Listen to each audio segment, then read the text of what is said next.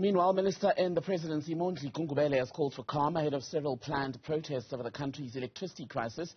He says government is aware of issues related to the delivery of basic services and is calling for concerns to be raised within the ambit of the law, in fact. Minister Gungubele is with us on News at Prime tonight. A very good evening to you, Minister. Thank you so much for your time. We're just showing now images a short time ago of the home of the mother of a mayor in the Free State, where community members say they're at their wits' end. And ultimately, that boiled over into frustration that led to the burning of that house. Do you worry that we will soon see a ripple effect where such scenes are multiplied over issues such as the price of electricity and the lack thereof? Thank you, Khototo, and thank you for the opportunity and for your viewers. Clearly, the story that you are reporting now is quite worrisome. Of course, we are at crossroads in as far as the fact that we are dealing with the capacity of ESCOM, which does not meet the demand, with all the series of implications, and at the same time, accompanied by the rate tariff increase. All those issues do not augur well for the interventions that are being made to actually make sure that we ensure a secure and affordable energy to our people. And we also regret the total situation that it has placed our people with regard to their day-to-day life. Also, when it comes to the industry, in as far as economic activities are concerned. We are worried, but having said all that, we want to reassure our people that there are a series of interventions with regard to this situation. Planned maintenance are being underway to deal with the fact that against the background of unplanned outages, the megawatts that are lost together with those that are planned have actually led to stage 6. We're a bit feeling better that we're at 4 today. And we are saying people are at work in ESCOM, rolled up their sleeve, undertaking a maintenance of no less than 5,000 megawatts to make sure that as the winter approaches, we stay a little bit less stressed than we are now. Okay. A lot of intervention are being made. But that reassurance rings hollow for many people in the country, because you are the same government that's been speaking about interventions since 2008, yet instead of improving, the electricity situation is getting worse by the day. We're sitting at the moment with more of ESCOM systems that are not producing power on unplanned outages because they're simply unable to cope than what is actually offline because of maintenance. So why should people believe this reassurance that something is being done? Well, I appreciate Khototo, the fact that a number of our pronouncements have been made over time. I will also call upon our people to remember the proposed energy plan by the President, which comprised 5 interventions, and the fact that in the past 2 months, the amendment of Schedule 2 that removed the requirements for license for generation. As I speak to you now, no less than 100 projects are on pipeline trying to improve the generation capacity outside the state. And as I speak now, signed projects to the value of no less than 1,800 megawatts, including that is Windows 5 and including Windows 6 of not less than 1,000. And I also want to say a number of projects that are pursuing generation from the private sector have been gazetted to qualify under SIPs so that you quicken their approval. There's a number of issues, as I'm saying to you. Notice of intent to expropriate have been signed for no less than 27 and land parcel to speed up deployment of transmission infrastructure. There's a lot of work that is being done. We are appealing our people to actually to bear with this. We accept that we could have done better, but in spite of that, we are not sleeping. As I'm talking to you now, the new board, with highly skilled members, both from the point of business background and engineering, very soon after their strategy, will be able to give us some kind of timelines. Okay. That at what point, yes. But how long should people bear with you for a crisis that's 15 years old? Why should person who's sitting tonight with children who are unable to do their homework because there is no power for the next 2 hours, and the food is going off in the fridge, they don't have money to replace that. Why should they continue to bear with you when they've been more than patient for over a decade? And as we're seeing now, the frustration is building, it appears, into something else. That is appreciated, Mkhototo.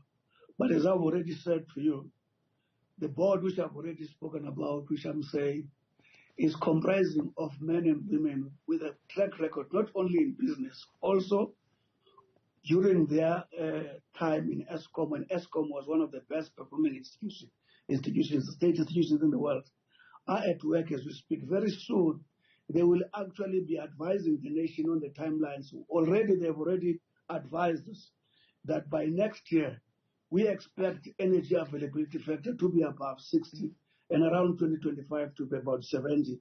And these are the issues they are going to pronounce and actually place themselves before public to be judged on their progress. But that's the problem, though, with ESCOM boards. We've had multiple of them who come highly recommended with a list of promises on what they're going to do to resolve the crisis, yet no sooner are they there, then they're gone, and the problem persists. Can you repeat what you've just said? I'm saying the issue is, while most of us would like to have faith in a new ESCOM board because we do need electricity supply, it's tricky because no sooner do they arrive with their list of promises and the recommendations around their capabilities and what they're able to do, they underwhelm because they don't deliver in the past. So if this board that's in place now does not stick to its commitments, how much time will government give them before you say, well, you've not delivered, therefore, let's put you out of the picture? Probably we can say, Mkhototo, we'll cross that bridge when we reach it. The confidence we have, I want to repeat this, we're speaking of men and women whose track record is there for the public to know. And it's no secret that the previous board, in as far as the skills profile I'm speaking about, mainly was found wanting. They didn't have as many skills as this board now is actually offering. And our confidence, based on their track record and skills, is actually based on the fact that we do not actually anticipate the worries now we are expressing of the prison board. And we're asking our people to give them a chance. Let's go back then to the issue of the shutdown, because opposition parties and civil society are mulling at a national shutdown. That call has been made publicly. There are threats of legal action to be taken against the government and ESCOM over the inability to provide electricity supply 24/7 to every person in this country, right? On the issue of the protests, you're calling for peaceful demonstrations. Are you being told by the intelligence services that there's a chance that the protest or the shutdown will not be peaceful? Well, in a situation like this, anything is possible. Remember, to lose electricity during unpredictable moments is not possible to measure the anger of various people and the number of people, those people who will actually be emotionally affected. Anything is possible. However, we are watching the space and we continue to engage our people whilst we understand their genuine concerns. We want to actually make the point that they will not be resolved by any violent protests that will disrupt the infrastructure, which is already limping, which we have. We need now hands on the deck by every South African with regard to demand management, changing the global infrastructure that improve energy efficiencies, and even switching off lights at night in your own house. That is the side, the demand side, that we are actually calling our people to work with us on. The only resolution now is when we put our hands together, probably like we did during COVID time. Government was caught sleeping on the job during the unrest of 2021 July. Are you now mobilizing police and other law enforcement agencies to be able to respond to a situation which you may not be able to predict? The lessons we learned during 21 July have actually assisted us to be better organized. And that's why I'm saying to you, we are on the alert, and we are going to continue to engage our people to protest in a manner that actually assists the current situation. We'll stay We'll stay awake and alert on those issues. We hope nothing bad is going to happen. What responsibility does government take for the creation of this crisis and the anger in many communities? I mean, who else can take responsibility for this crisis other than the government that is in charge? So, I mean, to me, that's an obvious point. We have actually acknowledged that there are slip-offs which we have allowed and over years. And we have got an option in Khototo to spend time crying over those or doing our best as led by the president on a daily basis to do the best we can. But you concede, though, that load shedding is a massive failure by the ANC government. Load shedding is a symptom of our failure to actually do a number of things which we have articulated before, be it interventions on the grid infrastructure and a number of issues. But it's a failure if a government is unable to provide electricity to people daily, and in many cases where those people are even paying for it, and even in communities where people say, well, when it goes dark for 2 or 4 hours when you have stage 6 load shedding, you don't even know if you're going to get mugged on the walk home. That's why we continue to express our regrets and our apology to our people in regard that matter, and we continue to accept that we could have done better. On doing better, President Ramaphosa this week cancelled his trip to the World Economic Forum in Davos. We were told that there were meetings going on between himself and the people seized with dealing with this energy crisis. What is the tangible benefit of him staying in the country 4 days on? What has he done that we can point to? You know, in a situation like this, the biggest threat is uncertainty, is the lack of understanding what is happening. What the president has done, he has called a number of key sectors, be it labor, churches, business, and then we expect the traditional leadership in a few days, I think it's not tomorrow, and a number of these people to make sure that whatever concern people have, they are clear what the problems are. Those meetings have been used where the ESCOM board is actually listing the systemic factors that are actually creating problems, where the ESCOM board has been articulating what interventions are being made, and also committing, as I've said to you, that in a few days, maybe in a week's time, to be in a position to indicate to the country, in terms of time frames, what they hope to be resolved by what time. But the problems in the main are long-standing and have been known for years. So in this 4 days, what has the president learned that he didn't know on Saturday? It was those meetings. There is no how do I put it in Khototo? You can never exhaust getting new ideas from South Africa in their different thousands.